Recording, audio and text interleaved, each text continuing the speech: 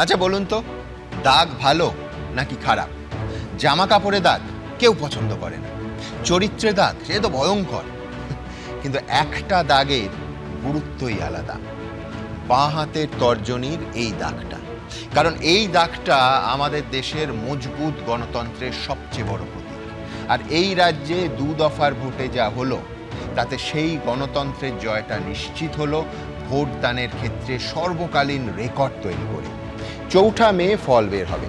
সেদিনই যে দলই জিতুক, পরিবর্তন হোক বা প্রত্যাবর্তন, 2026-এর এই ভোটে মানুষের বিপুল অংশগ্রহণ আর রেকর্ড সংখ্যক ভোটদানি বলে দিচ্ছে আসলে গণতন্ত্রের জয় হয়েছে।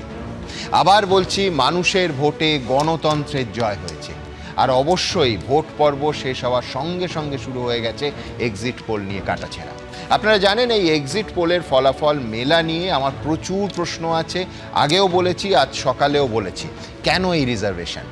বিশেষ করে এসআইআর পরবর্তী পর্বে এক্সিট পোলের কাজটা আরও কঠিন হয়েছে। আমি আজ সকালেই তার বিস্তারিত ব্যাখ্যা দিয়েছি, আমি আর তার আবার সেকেন্ড টাইম রিপিট করছি না। আমরা এই অনুষ্ঠানে আগামী কয়েক ঘন্টায় একাধিক নামী সমীক্ষক সংস্থার এক্সিট পোলের তথ্য আপনাদের সামনে রাখব।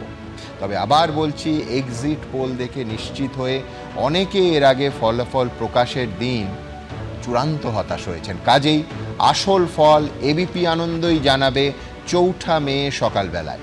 তার আগে আসুন একটু একাডেমিক চর্চা করা যাক এক্সিট পোল নিয়ে। দ্রুত দেখে নেব, এখনো পর্যন্ত 5টা বড় সমীক্ষক সংস্থার পেয়েছি, তাদের সেই এক্সিট পোলগুলোতে কাদের এগিয়ে রাখা হচ্ছে, কারা পিছিয়ে আছেন। প্রত্যেকটা সংস্থা পরপর দেখে নেব।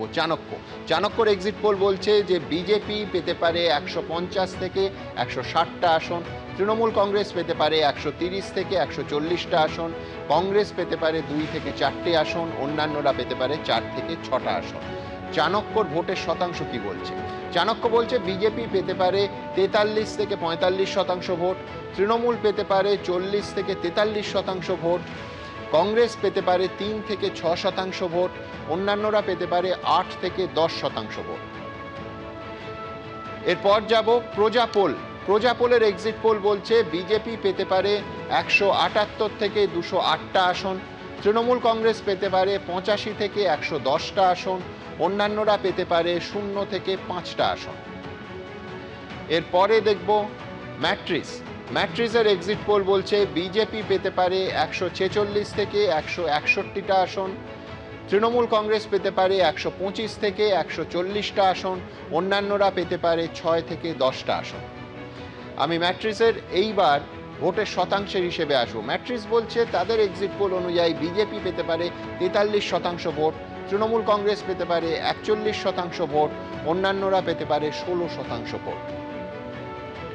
এরপর পোল ডায়েরির এক্সিট পোল ডায়েরি বলছে বিজেপি পেতে পারে 142 থেকে 171টা আসন, তৃণমূল কংগ্রেস পেতে পারে 99 থেকে 127টা আসন, কংগ্রেস পেতে পারে 3 থেকে 5টা আসন, বামফ্রন্ট পেতে পারে 2 থেকে 3টে আসন, অন্যান্যরা পেতে পারে 0 থেকে 1টা আসন।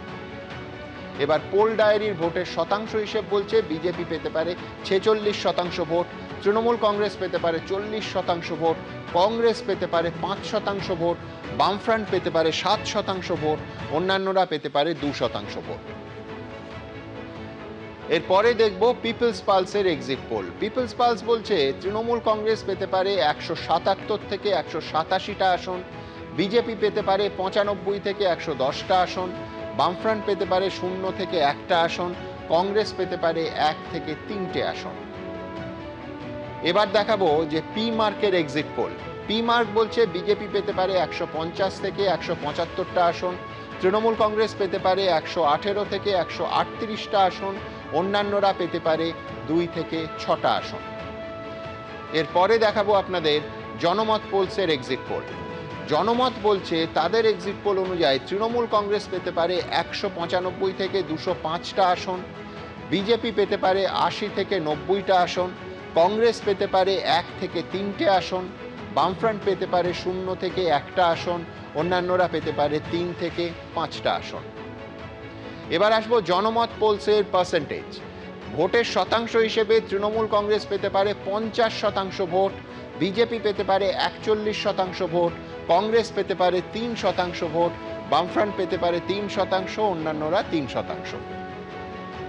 এবার দেখাবো জেভিসির এক্সিট পোল। জেভিসি বলছে তৃণমূল কংগ্রেস পেতে পারে 138 থেকে 159টা আসন, বিজেপি পেতে পারে 131 থেকে 152টা আসন, কংগ্রেস পেতে পারে 0 থেকে 2টো আসন, অন্যান্যরা পেতে পারে 0 থেকে 2টো আসন।